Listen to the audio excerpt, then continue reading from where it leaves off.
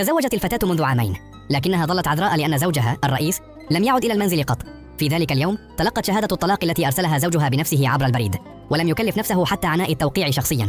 شعرت الفتاة بحزن شديد، وبينما كانت تستعد لمغادرة القصر أسرع إليها كبير الخدم وسلمها بطاقة سوداء خاصة قائلا إنها تعويض عن سنوات شبابها، لكنها رفضت ببرود قائلة إنها لا تحتاجها، وأعادت أيضا وثيقة الطلاق، ثم استدارت وغادرت دون تردد. بمجرد أن خرجت من الباب رأت شقيقيها يقفان ينتظرانها بأذرع مفتوحة يريدان احتضانها بشدة لمواساتها. هذا خفف عنها بعضا من ألم الطلاق، فتقدمت تشابكت أذرعها معهما وقالت بثقة إنها تريد العودة لتكون جراحة الأعصاب الماهرة التي كانت عليها من قبل. في هذه الأثناء علم الرئيس أن زوجته السابقة لم تقبل البطاقة السوداء، وظن أن التعويض غير كاف، فأمر على الفور بتحويل عقار إليها. كان السبب في عدم عودته إلى المنزل لمدة عامين هو أن حبه الأول كان يعاني من تجلط دموي في المخ ويرقد في المستشفى طوال العامين، ولم يستطع أن يتركها وحيدة في تلك الغرفة الباردة، لذلك ظل بجانبها دائما. بعد ذلك أبلغه المساعد أن جراحة الأعصاب الشهيرة التي كان يبحث عنها قد ظهرت أخيرا، فطلب على الفور إيجادها دون أن يعلم أن الطبيبة التي بحث عنها لمدة عامين هي زوجته السابقة التي طلقها للتو. كان ذلك أيضا اليوم الأول لعودتها إلى العمل. في تلك اللحظة وصل مريض في حالة حرجة يعاني من نزيف في المخ بسبب حادث مروري. أسرعت لتتولى الحالة، وبينما كانت تستعد للدفع به إلى غرفة العمليات أوقفتها عائلة المريض لأنهم رأوها صغيرة جدا ولا تبدو جديرة بالثقة. سرعان ما أوضحت أنها رئيسة قسم جراحة الأعصاب، لكنهم لم يصدقوا. أثناء الجدال دفعتها زوجة المريض بقوة فجأة، مما جعلها تسقط بشكل غير متوقع ومباشرة في ذراع الرئيس الذي وصل للتو إلى المستشفى.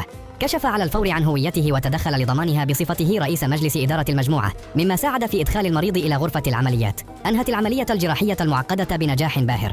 عندما رأوا المريض تجاوز مرحلة الخطر شكرته العائلة بعمق واعتذرت بصدق وأثنت على مهاراتها الطبية المذهلة. بعد مغادرتهم شرح الرئيس كل شيء وقدم لها السجل الطبي لحبه الأول. عندئذ فهمت الطبيبة أخيرا لماذا لم يعد إلى المنزل لمدة عامين. اشتعل غضب كبير في قلبها وتعمدت القول إنها لا تستطيع تولي الحالة لأن المريضة لم تكن مسجلة في المستشفى. عندما سمع ذلك رتب الرئيس على الفور لنقل حبه الأول إلى المستشفى التي تعمل بها، واستمر في التوسل إليها للمساعدة. عندما رأته قلقا جدا على حبه الأول تعمدت القول إنها بصدد إنشاء مختبر جديد، وإذا أراد ظروف علاج أفضل للمريضة يمكنه الاستثمار مباشرة في المستشفى. وافق الرئيس على الفور.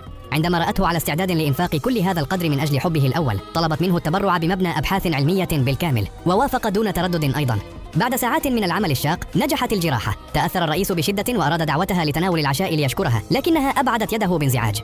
أدرك بوضوح أنها تحمل عداء كبيرا تجاهه، على الرغم من أن هذه كانت المرة الأولى التي يلتقيان فيها مرة أخرى، إلا أنها تعامله ببرود شديد. أوضحت أنها تأمل أن تكون هذه هي المرة الأخيرة التي يلتقيان فيها، وغادرت دون أن تنظر إلى الوراء. سأل الرئيس مساعده بشك: لماذا تكرهه إلى هذا الحد؟ أجاب المساعد أن الطبيبة تحاول فقط أن تبدو صعبة المنال، لأن رجلا متميزا مثله لا يمكن أن تكرهه أي امرأة. في هذه الأثناء ذهبت الطبيبة لتفقد غرف المرضى كالمعتاد.